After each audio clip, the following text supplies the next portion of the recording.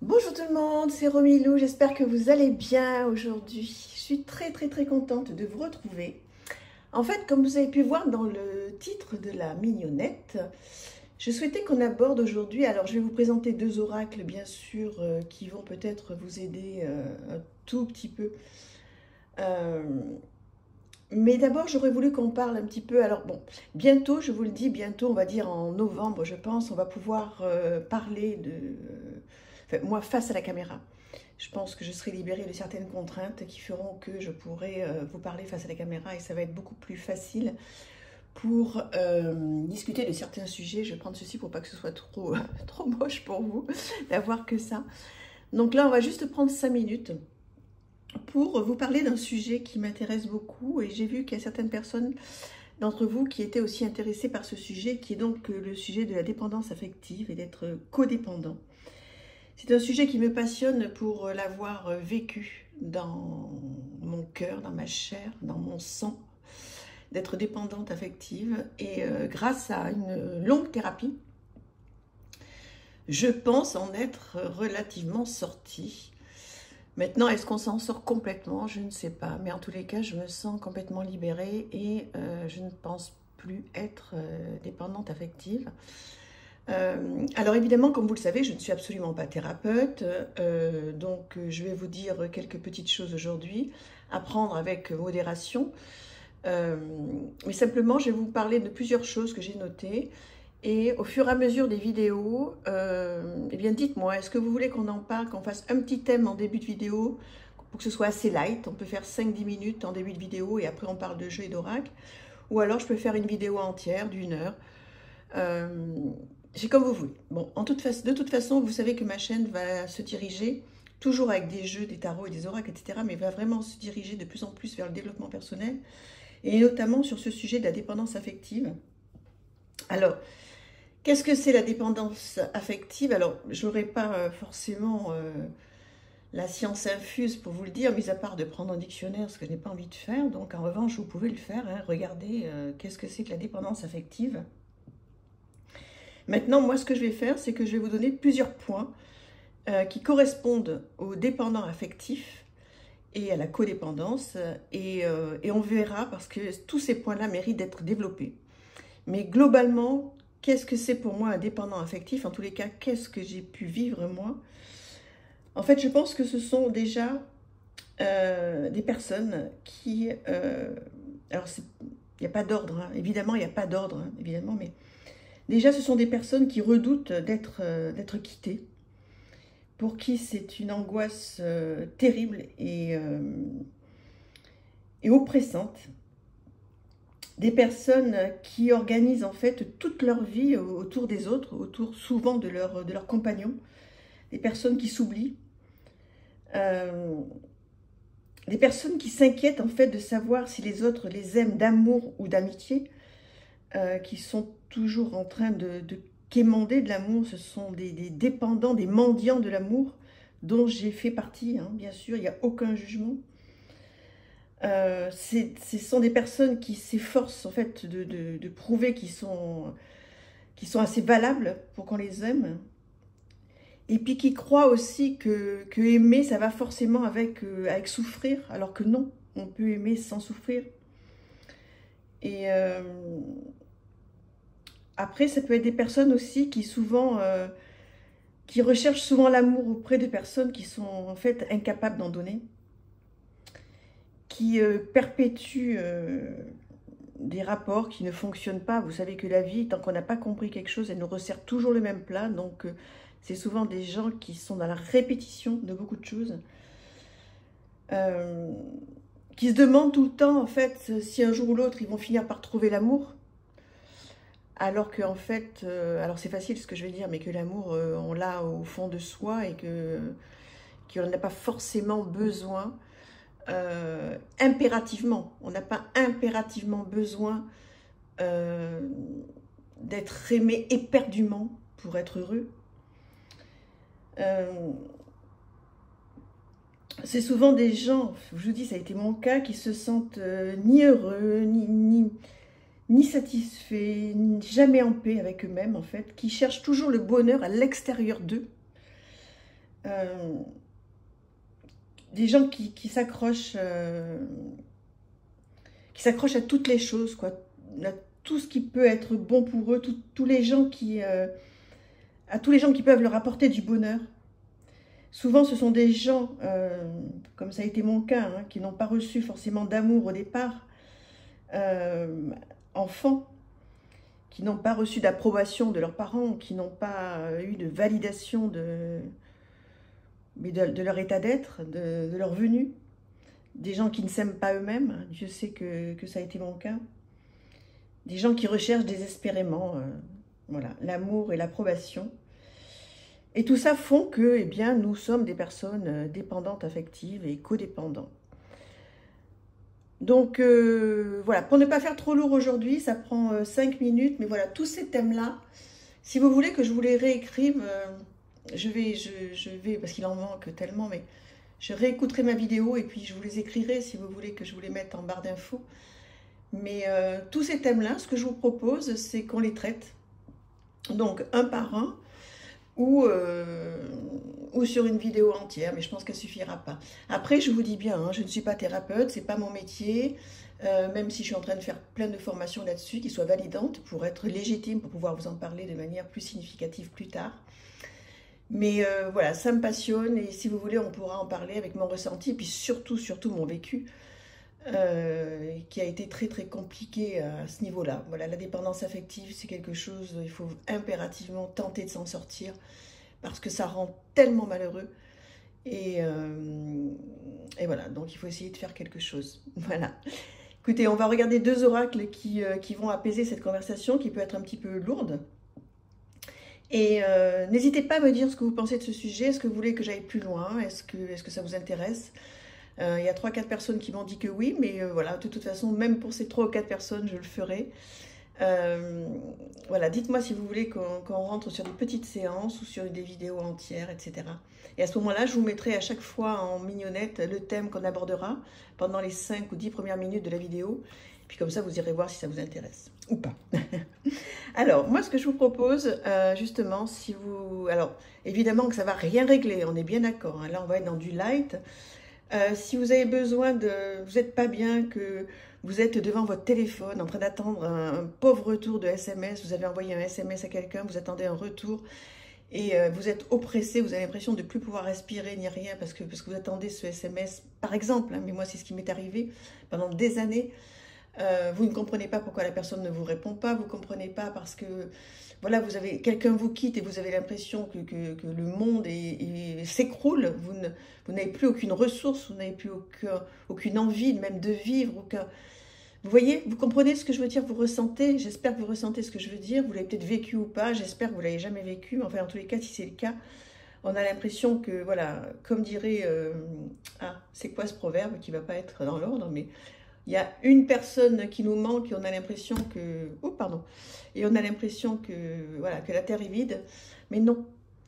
Oui, le manque, ok, bien sûr, ça prouve qu'on aime les gens, qu'on est vivant, etc. Mais le manque ne doit pas... trop de manque et too much pour le manque, quoi, je vais dire. Enfin, je ne sais pas comment vous expliquer ça, mais quand on est relativement équilibré par plein de choses autour, hein, par sa famille, par nos passions, etc., le manque de quelqu'un ne doit pas nous mettre à terre. Qui a le droit de nous mettre à terre, mis à part des choses terribles, la perte d'un enfant, des choses comme ça, qui effectivement, là, on peut être à terre, mais pas pour un amoureux, pas pour un amoureux. Qu'on en souffre, qu'il les fasse de deuil, qu'il les fasse compliquer, bien sûr. Mais bon, écoutez, c'est un vaste sujet, on en parlera. En attendant, ce que je vous propose, c'est de prendre ce petit jeu Namasté, bénédiction à recevoir au quotidien. Et quand vous n'êtes pas bien, vous êtes oppressé, alors évidemment que ça ne va pas changer le coup de fil ou le SMS qui doit arriver. Hein. On va en rigoler un petit peu, hein, parce qu'il faut faire un petit peu light, hein, sinon, voilà. Vous pouvez prendre un petit jeu comme ça et... faire l'effort aussi de prendre un petit jeu comme ça, parce que quand on n'est pas bien, qu'on se sent oppressé, qu'on est mal, des fois on n'a même pas le courage de prendre ses cartes. On se dit, mais même regarder des cartes, j'ai pas envie. Donc simplement faire l'effort de prendre des cartes, les regarder, et puis surtout lire les petits messages qui sont derrière. Des expériences riches et enrichissantes t'apportent une conscience spirituelle accrue en ce moment même. L'abondance se manifeste par l'ouverture de ton troisième œil. Tu es inspiré et ressens un profond sentiment de paix. La vie est magnifique, tapisserie tissée avec des fils d'amour. Alors bien sûr qu'au regard du sujet que je viens d'aborder juste avant, bien sûr que ça ne va pas régler le problème, mais ce sont des petits mots tendres, des petits mots doux. Et ça peut commencer juste comme ça, au tout début, avant de démarrer. Vous pouvez commencer la dépendance affective, effectivement, se traite, on va dire, souvent chez un thérapeute, mais on peut aussi s'en sortir seul, avec tous les outils qu'on a. Il y a des chaînes que je vais vous conseiller en temps et en heure, des chaînes fabuleuses, et que j'ai énormément écoutées. Tu es un champ de possibilités infinies dont le pouvoir est de créer.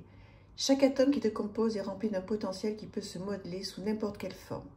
Chaque particule en toi possède le plan de toute la création. Tu es une force de la nature et tu représentes une bénédiction magnifique pour cette terre. Mais bien sûr, et bien sûr. Simplement, il faut essayer d'avoir accès à ça quand on vit ce problème de dépendance affective. Est-ce que ça vous est arrivé? Est-ce que c'est ce que vous vivez aujourd'hui? Est-ce que vous avez quelqu'un près de vous qui est dans cette dépendance affective, hein, je parle, mais qui est presque du même ordre que la dépendance au jeu, au sexe, à l'alcool, etc. C'est la dépendance affective, c'est le manque, ce manque qui nous oppresse et qu'on n'arrive pas à gérer en fait. Voilà, donc moi je vous propose de prendre un petit jeu comme ça pour juste vous détendre un petit peu quand vous avez donc cette angoisse qui arrive, cette terrible angoisse qui arrive. Et voilà, je trouve qu'il est vraiment, vraiment bien fait, qui peut vous apaiser un petit peu, même si je vous dis que bon, il ne résoudra rien. Mais ne serait-ce que de regarder les illustrations, ça peut vous faire du bien et vous apaiser. En attendant de commencer à faire un vrai travail. Je vous dis, je vous donnerai pas mal d'outils. Vous pourrez aller regarder, écouter des gens qui vous aideront. Moi, j'essaierai, tant que faire se peut, à mon petit niveau, de vous donner des petits conseils de mon vécu. Puisque ça a fonctionné pour moi. Alors oui, j'ai vu un thérapeute pendant des années. Mais honnêtement, j'ai aussi beaucoup, beaucoup travaillé sur moi. Donc, voilà, vous pouvez prendre ce petit jeu. Et vous pouvez vous tirer aussi une petite carte de l'oracle des haïkus de Célia Mélesville et Sylvie Lavoie, qui est un petit jeu, mais vraiment adorable, qui est vraiment très, très, très joli. Hein. Vous l'avez déjà vu passer plusieurs fois, avec un petit guidebook magnifique, tout en papier glacé. Donc, voilà, ce sont des petites paroles très, très chouettes. Des petits poèmes, hein, des petits poèmes japonais. Voilà, je pense que vous le connaissez. Dites-moi si ça vous fait plaisir de le revoir, ce jeu. Est-ce que vous l'avez? Il est tellement beau. Soir de canicule, les lucioles, gorgées de soleil, partagent leur lumière. Sortir les aiguilles de ma mère et grand-mère pour tricoter. Ça, c'est une bonne chose à faire. Effectivement, dans la dépendance affective, en fait, ce qu'ils proposent, alors pas en premier lieu, hein, parce que quand on n'est pas bien, la fameuse petite maison. Alors, vous savez, oui, non, je vais pas passer les coques à l'âne. Je vais vous le dire après. Oui, ils proposent, en fait, comme thérapie, pour essayer de se guérir de cette dépendance affective. Dans tout le travail qu'il y a à faire, ils proposent effectivement de trouver quelque chose qui va nous remplir encore plus et qui va nous distraire. Alors, ça peut vous paraître bizarre, mais oui. Qui va nous distraire. Alors, nous distraire, pas voilà, faire une soupe de pommes de terre avec 3 carottes. Hein. Je plaisante. Parce que ça ne vous enlèvera pas la grosse angoisse de la dépendance affective. Mais essayez de trouver quelque chose, si vous avez une passion ou si vous n'avez pas de passion, faire le point sur ce qui vous plairait et ce qui vous remplirait. Parce qu'en fait, dans la dépendance affective, on a besoin d'être rempli. On a besoin d'être rempli. On a l'impression d'avoir besoin d'être rempli d'amour. Mais on a surtout besoin de s'occuper de nous. On a surtout besoin de trouver un sens à sa vie sans dépendre de quelqu'un d'autre. Ça, c'est ça qui est terrible en fait. C'est de dépendre, de donner à quelqu'un. Mais vous vous rendez compte que l'on donne à quelqu'un d'autre le pouvoir de nous rendre heureux ou pas. C'est ça qui est incroyable. C'est ça qui a été terrible moi dans ma vie. C'est que je donnais à l'autre le pouvoir de me rendre heureuse ou pas. Et que quand il ou elle était là ben, j'étais bien, j'étais heureuse, j'étais remplie. C'était un peu comme une perfusion, quoi. J'avais ma perfusion d'amour et de bonheur. Et dès qu'il n'était plus là, ou si la personne me quitte ou m'a quitté, euh, la vie s'est arrêtée, quoi. Alors qu'il y a les enfants, qu'il y a plein de choses, que c'est terrible ce pouvoir qu'on donne aux autres, hein. Mais ça, malheureusement, ça ne se contrôle pas toujours parce qu'en fait, ça vient ben, tout simplement, toujours et encore de l'enfance, qu'on a peut-être tellement manqué d'amour et tellement manqué de visibilité qu'on ne nous a pas suffisamment valorisé et dit qu'on nous aimait peut-être quand on était petit. Et qu'aujourd'hui, c'est comme si on avait une maison et en fait, cette maison, ben, elle n'a pas les fondations. Donc, dès qu'il y a une inondation, ben, tout s'écroule. Vous voyez? Donc, il faut essayer de reconquérir, de refaire cette maison, de refaire ben, comment dire? Je suis sûre que vous trouvez le mot, pendant que je ne trouve pas. Il faut rebâtir cette maison de fond en comble et puis avoir la base, quoi, comme ça. Je veux dire, quand il nous arrive des choses comme ça, surtout sentimentalement, ben oui, bien sûr, c'est difficile, hein, si quelqu'un nous quitte, ou même nous, si on doit quitter quelqu'un. Voilà, bon, je ne vais pas rentrer dans le détail de ma vie à moi, mais quand on doit quitter quelqu'un, son mari ou n'importe, pour des raisons qui nous sont propres, c'est très très difficile aussi de quitter quelqu'un. C'est pas non plus que horrible d'être quitté, c'est aussi des fois très difficile de prendre cette décision et qu'on peut être aussi complètement dépendant affectif de la vie qu'on a. On peut être dépendant de la vie qu'on a, pas forcément d'une personne. On peut être dépendant de plein de choses. Et l'idée, c'est d'essayer, de tant que faire se peut, essayer de se libérer de cette dépendance et de ce pouvoir qu'on donne aux choses et aux gens, quoi. Voilà. Bah, écoutez, voilà, je pense que ce petit oracle peut voilà, vous donner un petit peu de baume au cœur. Dites-moi si ça vous a parlé, si ça vous intéresse, ce que je vous dis. Et puis, oui, quand je vous ai dit tout à l'heure que je ne voulais pas passer du coq à l'âne, pour ceux qui auront été jusqu'à la fin de la vidéo. Donc, j'ai trouvé, on va dire, le thème général de mon oracle qui avance à pas de fourmi. Mais ça va être les petites maisons. Voilà, vous savez à quel point je suis fan d'une petite maison. J'ai trop envie d'avoir une petite maison à la campagne, à la mer, à la montagne, j'en sais rien, dans les bois, je sais pas. Mais bon, un jour, j'aurai cette petite maison toute simple, qui pourra être vraiment avec 50 mètres carrés, ça suffira largement, ou 80, mais ma petite maison à moi. Et en fait, ben, j'ai fait un dessin ce matin, alors du dessin à la Romilou, hein. Autant vous dire que voilà.